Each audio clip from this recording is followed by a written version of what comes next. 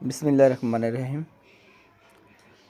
শীতের সবচেয়ে আলোচিত পিঠা, সবার প্রিয় ভাপা পিঠা। গ্রামগঞ্জ থেকে শুরু করে শহরে প্রত্যেকটা মানুষের পছন্দের তালিকায় এই পিঠা, যার নাম ভাপা পিঠা। এই পিঠা তৈরি করতে চাউলের গুঁড়ি, নারিকেল, মিঠাই এগুলো প্রয়োজন হয়। প্রথমে আমরা চাউল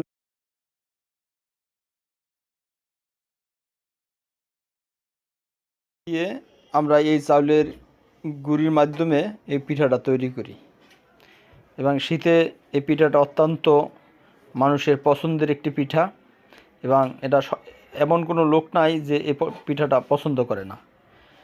ওভাবে আমরাও এই পিঠাটা নিজেরাই তৈরি করে নিলাম।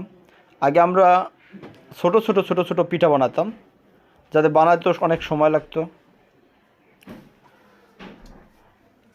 এটি অনেক কষ্টদায়ক ছিল। এখন আমরা একটা বড় বোলের ভিতরে বড় করে একটি পিঠা বানিয়ে নিলাম এবং বানিয়ে এগুলো আমরা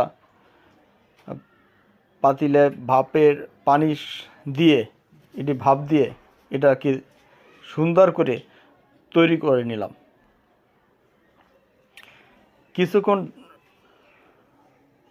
পানির যে ভাপের পিঠাটা পানির উপরে দিয়ে রাখলাম এবং ঢাকনাটা সুন্দর করে ঢেকে দিলাম।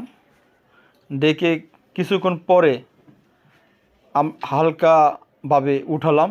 উঠানোর পরে এটা একটা ভাপা পিঠার পদ্ধতি তৈরি হয়ে গেল।